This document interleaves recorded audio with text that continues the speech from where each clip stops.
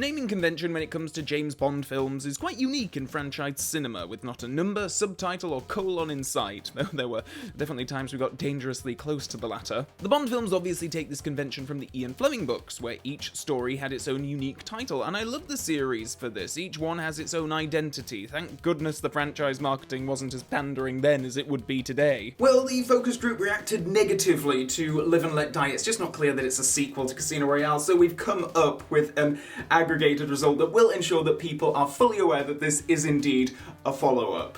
We spent 6 months on this.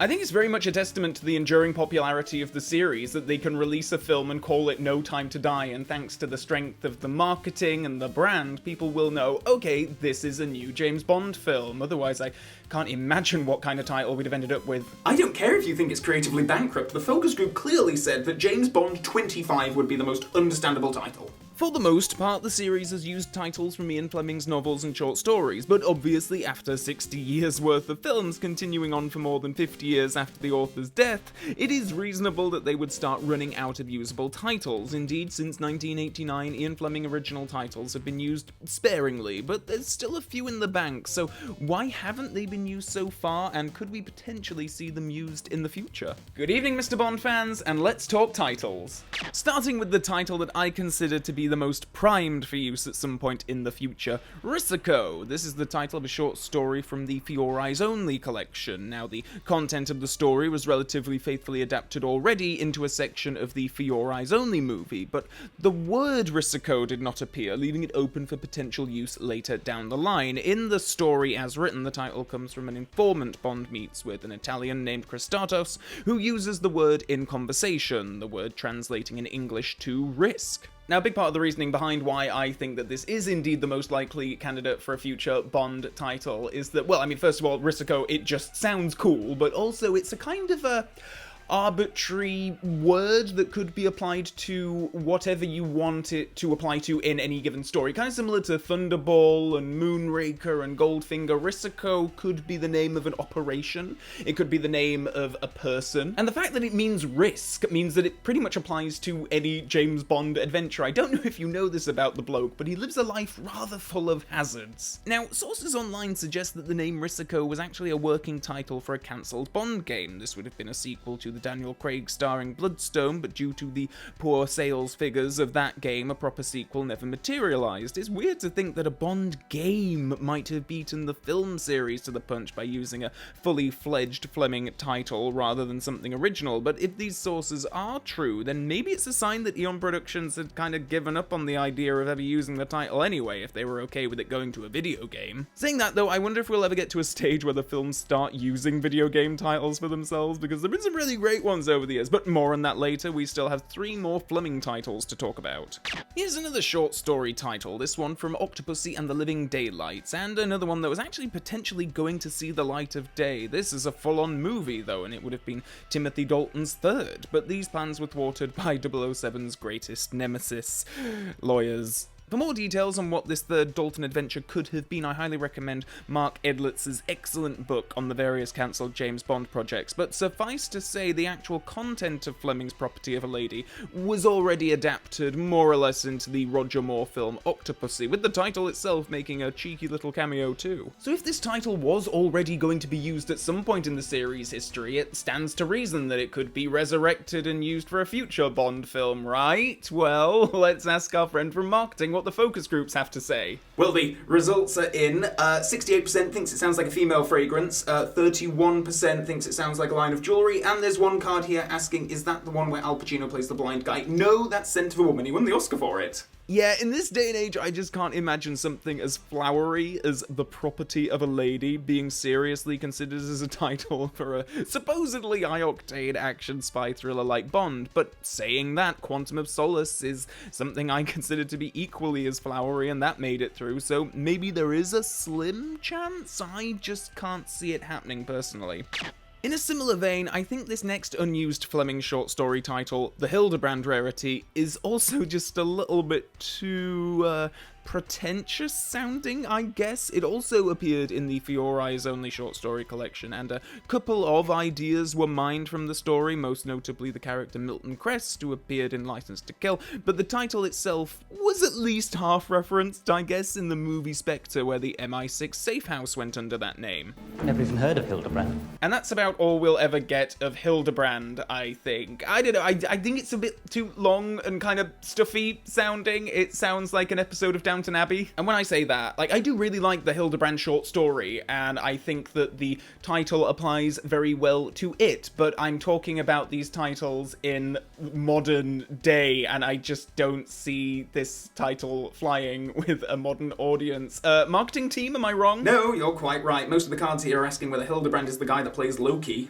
And so we come to the final unused Fleming title, and one that you can bet the evil volcano layer on will never get used. 007 in New York. When the first thing that comes to mind is wondering if that's a Rugrats crossover, you know it's not a good thing. Oh, actually, maybe that would be a good thing. Yes, this story can now be found in the Octopussy and the Living Daylights collection, after originally being published in the New York Herald Tribune. The best part of this story is a recipe for scrambled eggs, so it's no wonder that this one has been left relatively unmined for material. 007 in New York is just, well, I mean, for starters, it's fairly limiting. Presumably you would have to spend the bulk of a story in New York, if you're going to call a movie that, and Bond has already been to New York, so it's not exactly like that would be a particularly marketable novelty. Quite right, even venereal diseases don't have approval ratings this low. So those are the full Fleming titles left to use, but what about titles that were inspired by other aspects of Fleming's writing? I mean, we have a precedent for this already. When you look at the Bond films that don't use a Fleming title, half of them are still very much taken from his writing or even life. License to Kill was, of course, the first Eon Bond film to use a non-Fleming title, but the term is indeed used in his own writing. GoldenEye was the name of Fleming's Jamaican home. The world is not enough, the Bond family motto mentioned in On Her Majesty's Secret Service. And Spectre was, of course, the name that Fleming gave to the villainous group, but the author clearly just had an affinity for that word. It's something that pops up a surprising amount throughout his work, even when not referring to the organization headed by Blofeld. So with this in mind, could a future Bond story also take from the author's writing to keep that DNA in there? Could we just see a film called 007, for instance, or Universal Exports, or The Secret Agent, or 00 Agent? I don't know, but it seems like a potential place to still mine for title inspiration.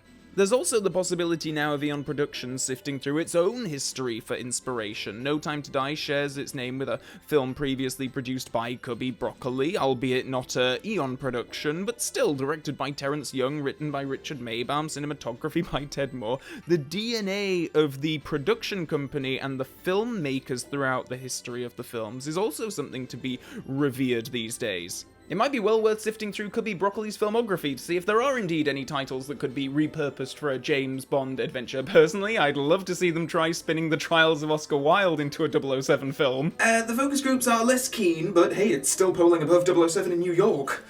And finally, despite resisting this impulse largely for 6 decades, could the producers finally turn to the dozens of continuation novels for titles and inspiration, even if the material from the stories themselves are not used? I mean, things like License Renewed, Devil May Care, and Trigger Mortis could potentially be repurposed to have a relevance to a different original story. There's also other Bond media to consider too. The games specifically have always been a focus of mine, and I think something like Everything or Nothing is just screaming to be a Bond title someday. Plus, it has relevance back to Eon Productions itself. Or does it? Eon Productions will actually produce the films. For many years, some speculate that the name stands for Everything or Nothing.